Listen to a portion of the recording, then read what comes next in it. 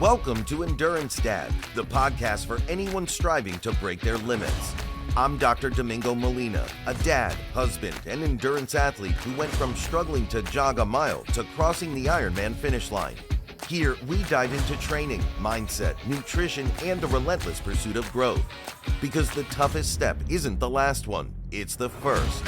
Whether you're gearing up for your first race or pushing toward an ultra, you're in the right place. Let's get after it. So thanks for joining the episode. I've been excited to talk to you, follow you on social media. Thank you for having me. This is great. Yeah.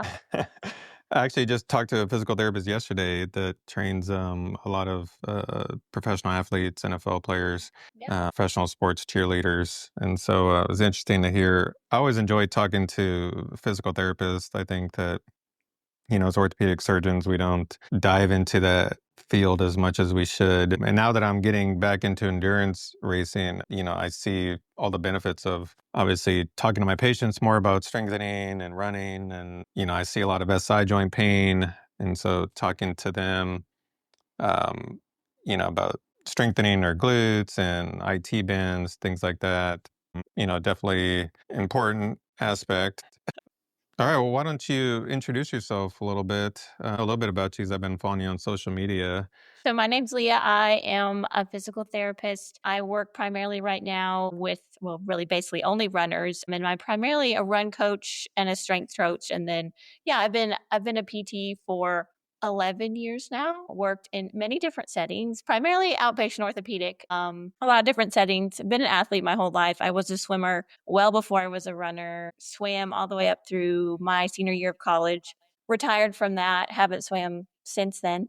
You did But then got D1, into, right? You're playing D1 sports? I Where was that D1, at? University of Arkansas. Okay. Yeah. And So so did that for, how'd you make what's that that? transition to running from swimming?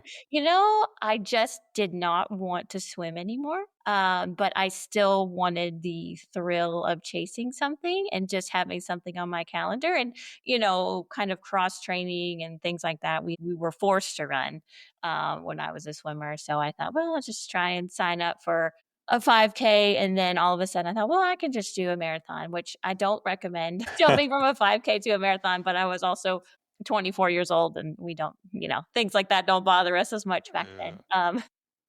Well, I But can't yes, say I just started running again in November and, signed up for a 50K. So I think whether it's muscle memory or I'm just crazy, I think that. right. Yeah, we all are just a little bit crazy if we're in the running world, but that's okay. So were you ever quote unquote a conventional therapist, or were you always doing kind of running? No, yeah. So I did outpatient orthopedic for 5 years right out of school. One of the same places that I did one of my rotations, just immediately started working there. And then I did a lot of kind of neuro inpatient. And then I did long-term care as well after my son was born, just because it was easier with the flexibility of the schedule and things. And then just recently kind of switched to just doing run coaching and strength training kind of on the And so side. is this with the Train Smart, Run Strong? Yeah. So I work under, her name is Victoria Selecki. She is also a PT. So she kind of started the Train Smart Run Strong. It's her company. And then I work underneath her. But yeah, we don't provide PT services, but we are, like I said, coaching and strength training with that background in mind. Is most of it virtual, or are you doing actually Yeah, it's people all there? virtual. I have a few clients that are here locally, but everything is done virtually. Yeah, I saw that and I was like, wow, I didn't know that you had switched to that. I guess, but do you see people every day, or you're doing things every Yeah, day with? so yeah, basically just one-on-one coaching. There's different kind of variations of that, but I basically chat with all the runners that I work with several times a week, and I do calls with them once a month, and just checking in. Because you all have quite a following on social media that I've seen.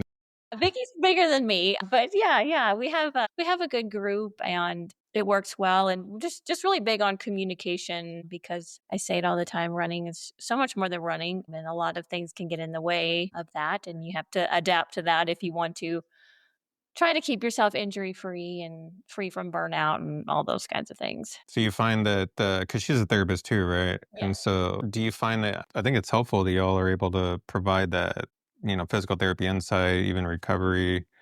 to those patients. You just got back from New York, right? Or you ran a race over there? Yes. Yeah, How did yeah, I that did the go? United Half. I got offered a bib about 6 days before the race, and Uh, I couldn't turn it down. It's been on my list for a long time, so I said, "I'm coming."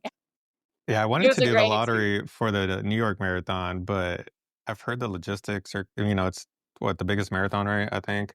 Yes, yeah, it's near impossible to get into the lottery.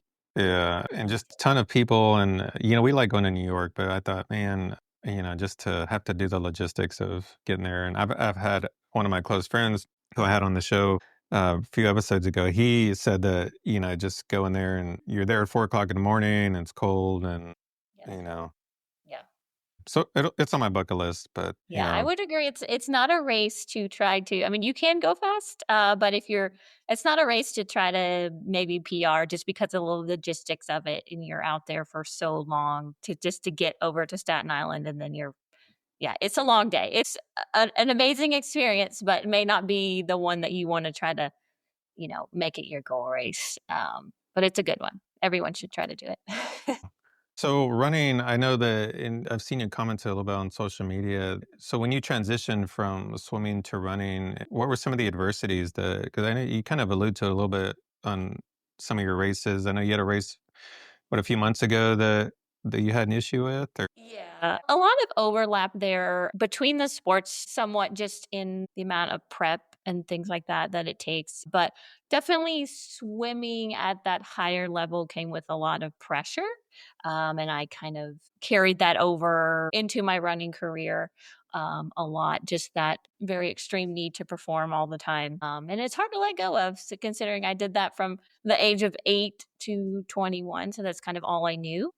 So yeah, it's difficult to let go of some of those things, and I think the more that we do this sport, the more we kind of get wrapped up in it, and we want to continue to get better, but sometimes the more you do it, the chances of you having a magical race every time gets less and less, so you kinda have to, come to terms with that a little bit and were you just. just too hard on yourself, or what was the biggest issue? Yeah, just feeling like if it wasn't a PR or if it wasn't a good time that I knew that I could do, it was kind of a waste of time. And that's never the case. There's always positives that you can take out of it, and the time is small in the spectrum of all the things that you can accomplish when you're doing a race. And the race is, especially a marathon, you train for, I usually recommend 20 to 16 weeks of the actual prep, and then there's kind of prep before that. But, so much goes into it, and then you're out there for a few hours. That's not a good representation of what Right. you've done to get there. It's just a Yeah, small part. you just could just have a bad day or get Yeah, sick, or exactly. Yeah, I actually,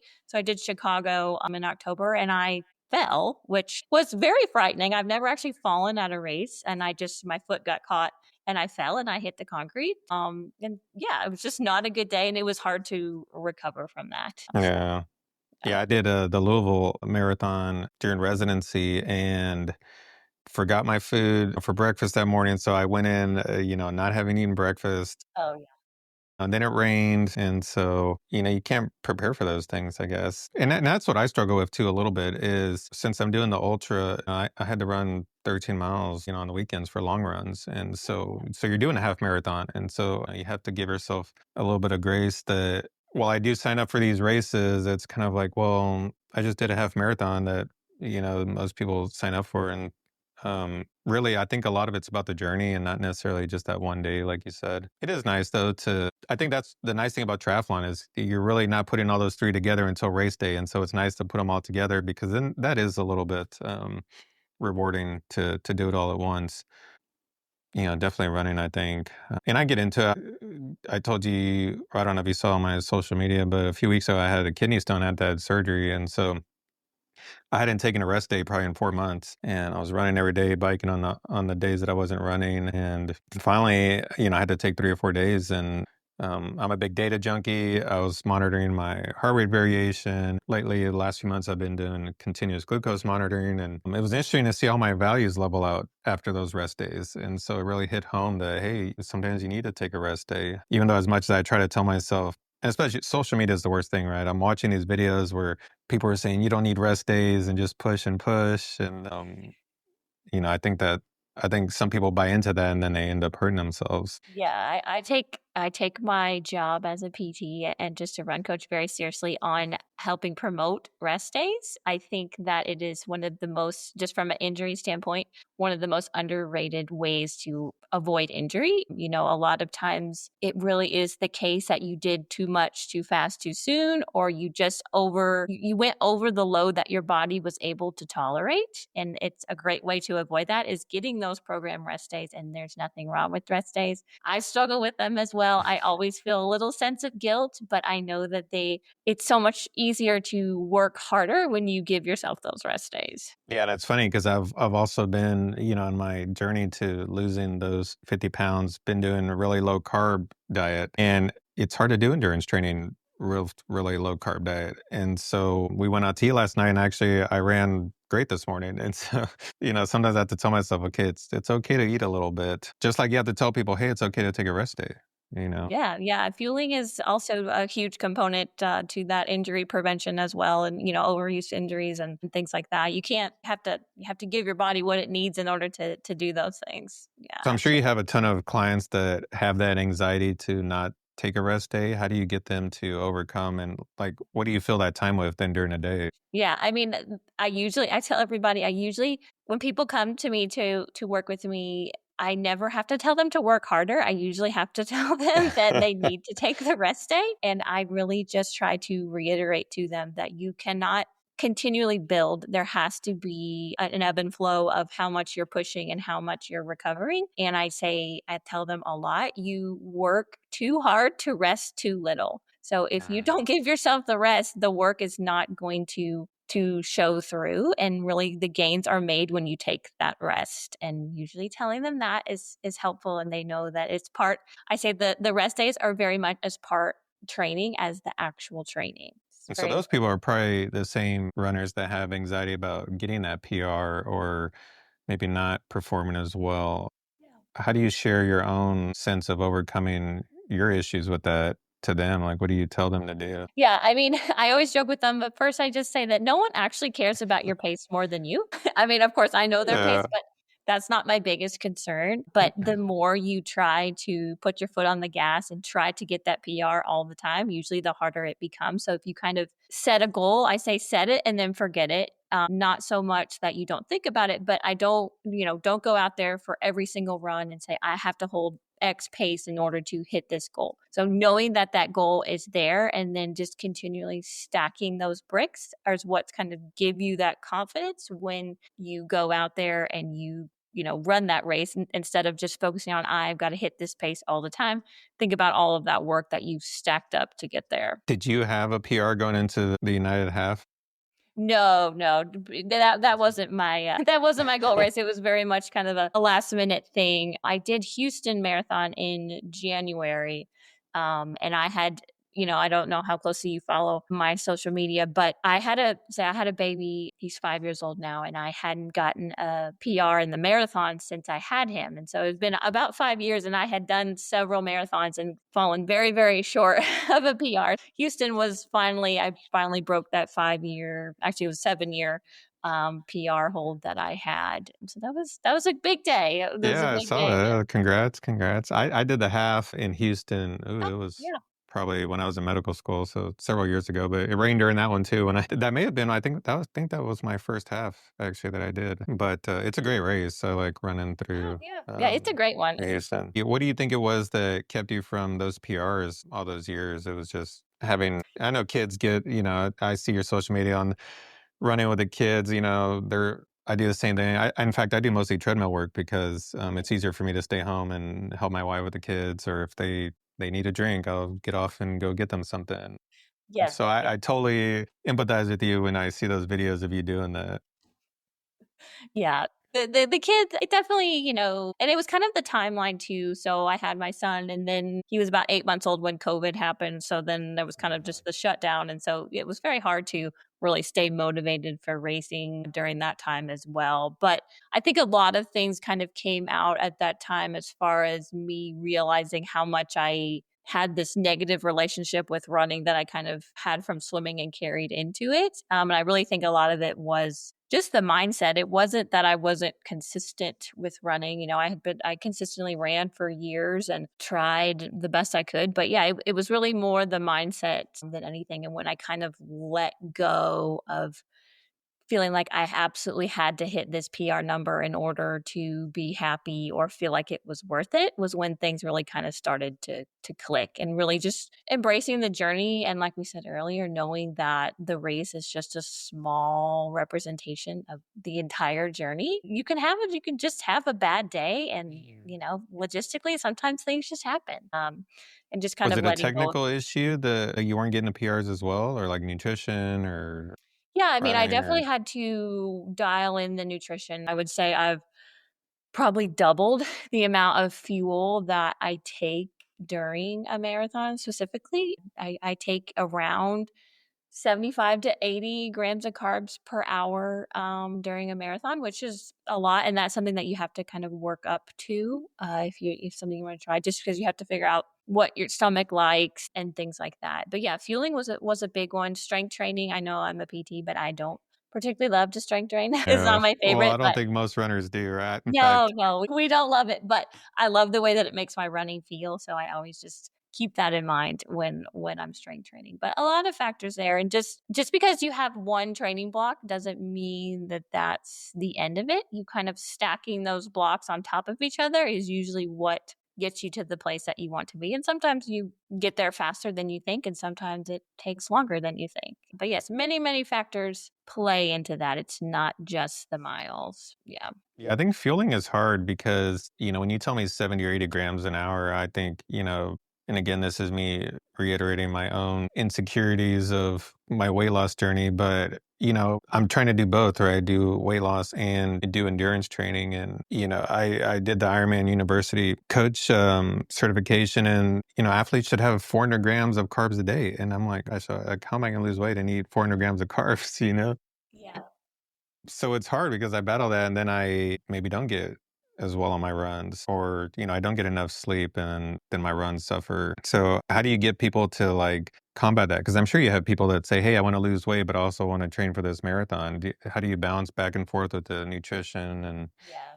Yeah. I mean, first, I'm not a dietitian, so if that's a fine line and kind of tricky. But yeah, I do say that you kind of have to choose. You don't not necessarily have to choose that you can't do weight loss. And I don't work specifically with weight loss, but just making sure that you are supporting your running when you're running, and then taking all those other factors into consideration as well. Like the sleep. We're parents, so I don't get the recommended 8 hours that everybody says. yeah, It's just not possible because I'm a dark and early morning runner. yeah. And I tell people that I don't get those 8 hours, but I try to make up for it in other places. So kind of focus a little bit more on recovery, hydration, feeling those things. So again, if you have a hole, you kind of just have to fill it with other things as well, and kind of fill in those gaps. That's what I've tried to do. I don't know. So what are some of your recovery methods?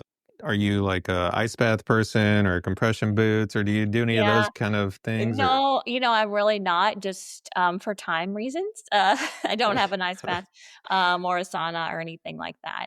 But biggest thing is just really nutrition for me. And then taking those rest days, making sure that I keep the easy days easier and the hard days harder.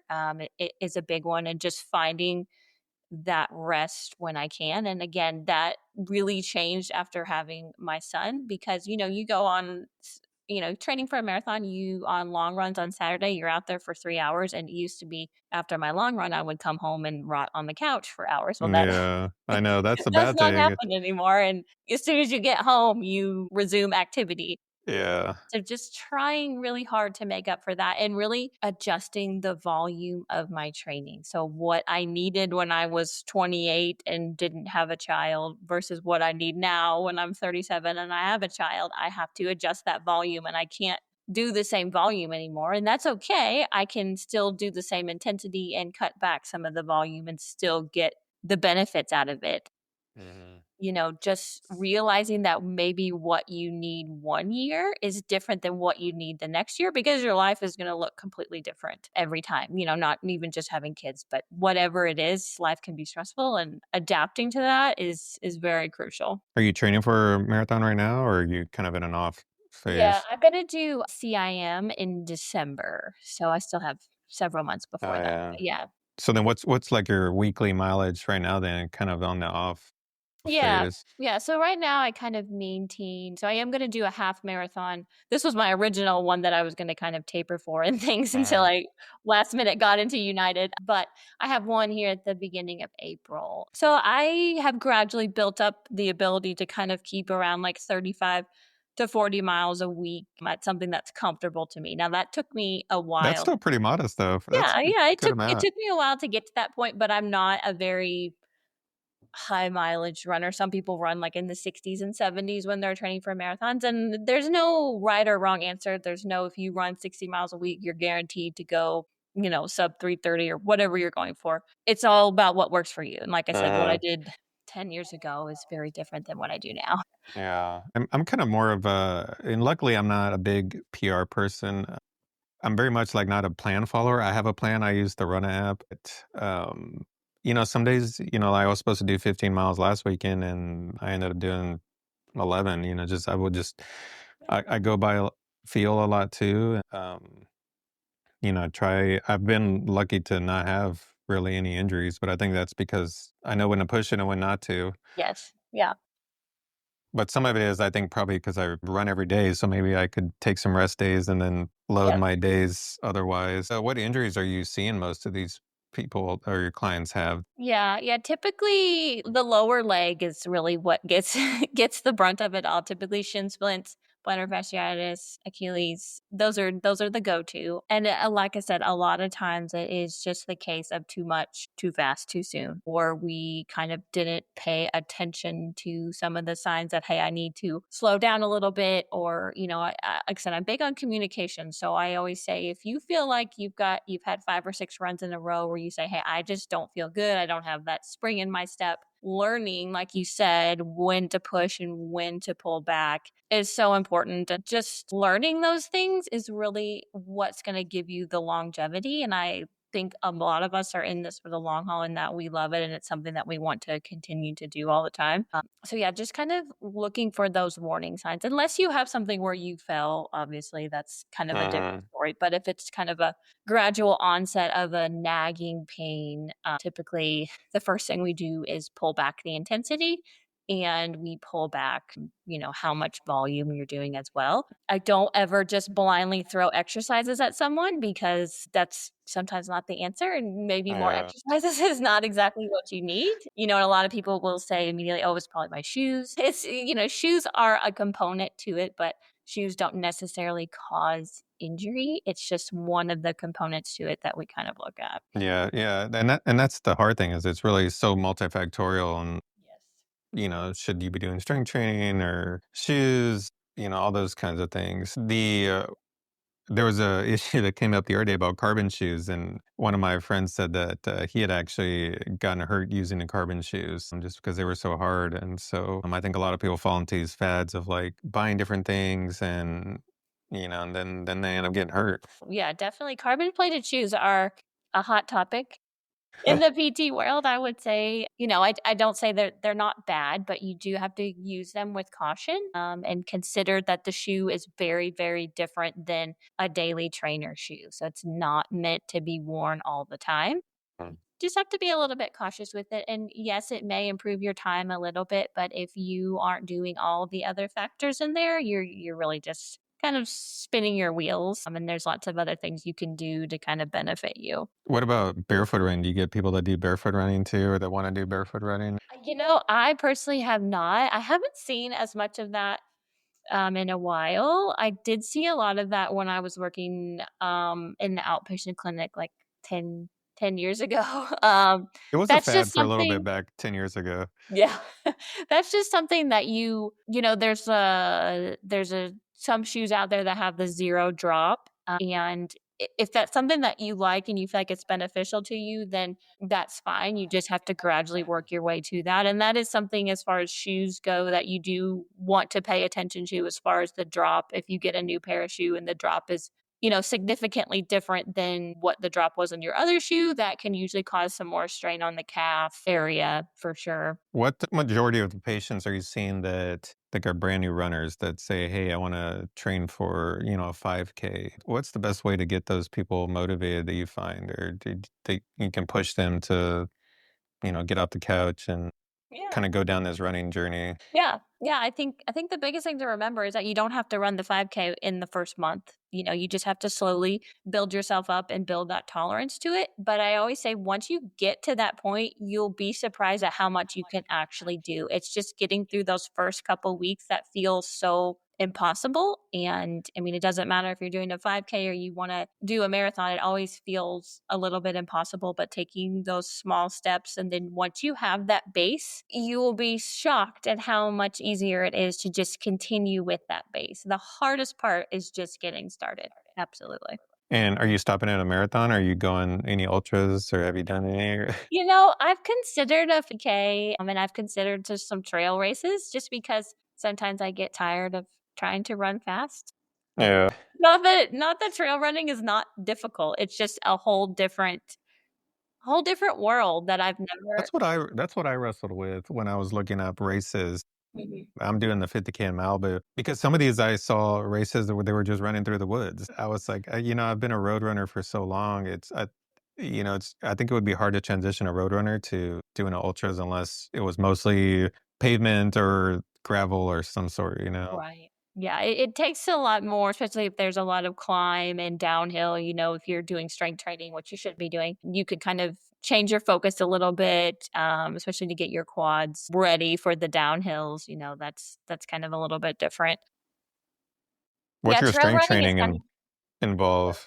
Since you mentioned strength training, what's like your daily or not daily, but what's your regimen for strength training? Yeah, it just depends on what the person is trying to do. But, typically I say, especially if you're training for, let's say, half marathon or a full marathon, 2 to 3 times a week is really all that you need.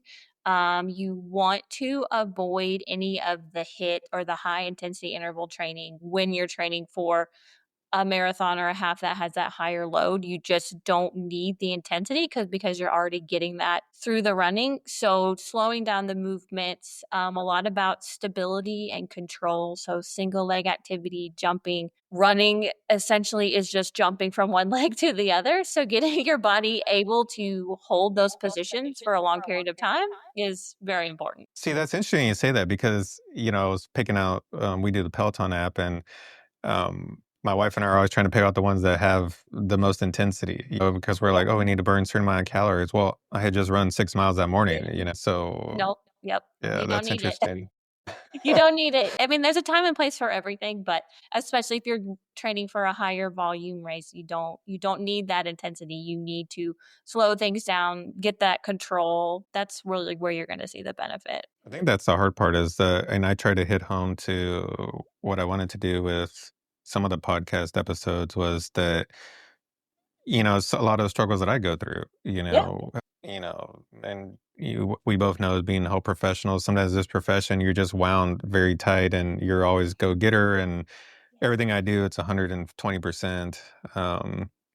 And so, running all the time, there's days that I've done 2 or 3 workouts, where I'll go home and be like, okay, I need to do strength training or I'm going to run a few more miles. So I think that it's good to be able to tell people, hey, you need to slow down a little bit and, not worry about those things. Exactly. It's all about balance. And really, if you don't give your body the rest, it's going to force you to take it. So, taking it up front is really what you need. And just figuring out how to listen to the signs of your body telling you whether to push or whether to pull back a little bit. And that takes time. I've been doing it for a very long time, and I still have days where I struggle with it a little bit, and I have my own coach because I can tell you this all day, but when it comes to my own logic, I like to throw all that out the window, so So I understand. do you maintain a coach then just Mhm. kind of indefinitely, or do Yeah. you feel like people get to a point where they don't need one, or what would you say to somebody who's, do I need a coach or not?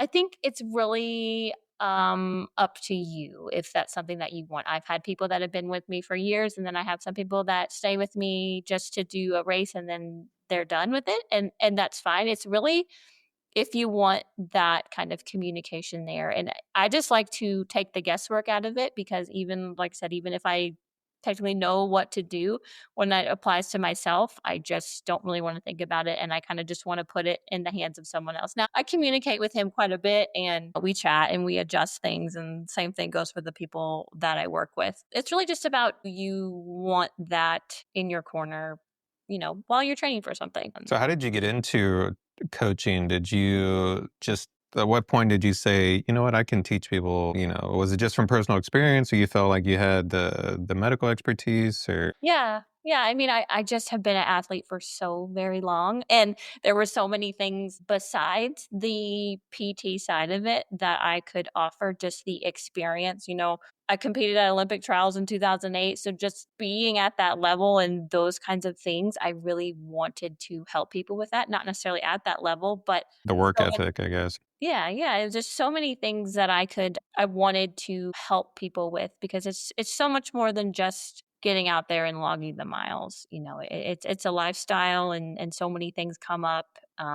And I just felt like with my own personal experience and then my education and things like that, I was able to help from all sides of it. And I'm just kind of sports are very emotional to me. And so I get that. And I think it's a big part of my personality. And I think it is to so many people that do this. Do you recommend that people kind of adopt a lifestyle for even just running a 5K? Or do you say, well, I'm going to do my runs, 5K, and not really pay attention to anything else, nutrition or anything? I mean, what is the lifestyle that you feel like we should have? Yeah. Yeah, I think it's really comes down to if you're going to work hard at something, I think you want to support that as best as you can. So I don't think you need to make it your entire identity because that can get a little bit dangerous too, just because we can get overwhelmed and Yeah.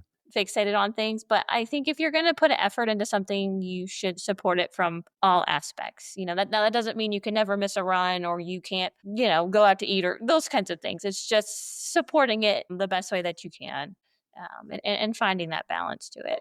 Yeah, I think we all have somebody in that family that, is that annoying runner or, my wife's like, why aren't you going to eat this, dessert? Or, I tell her, a little bit when we first started working out, she was the longer runner. So she would run 70 miles. And then now that I've kind of surpassed her, I've said, hey, I had to run 15 miles this weekend. She's like, okay, well, I'm not going to run that far. Yeah. So I think the roles have switched a little bit, but Yeah.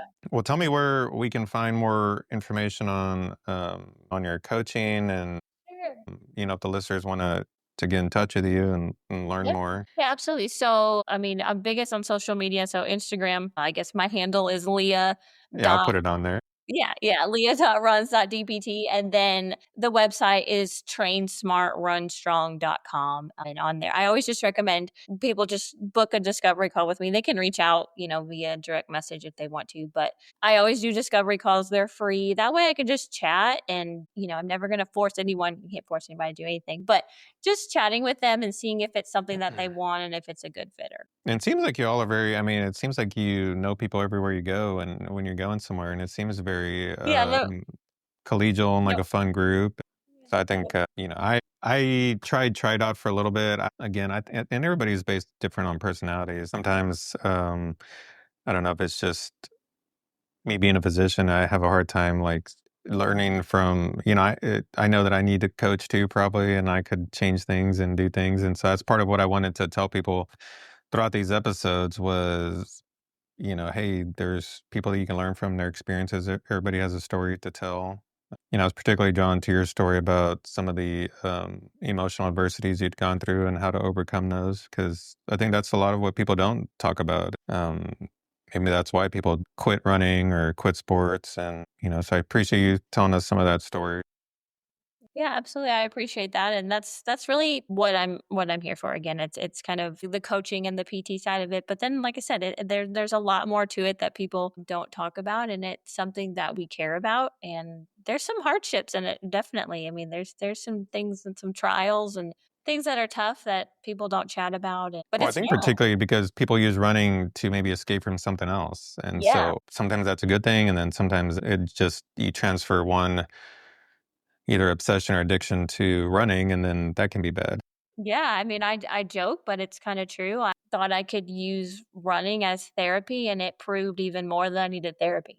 Yeah. It, it happens, and that's okay. But yeah, Yeah. it's a great way to help yourself, but it's not an excuse or something to cover up. Yeah. All right. Well, I appreciate you joining me, and Yeah, this is I great. will post our links for you. And, I hope that everybody that's wanting to get motivated will look you up and learn from your experience. And, but yeah, let me know if you need anything. And, Yeah, it was great talking to you. yeah. Thank you so much. This was great. I appreciate it.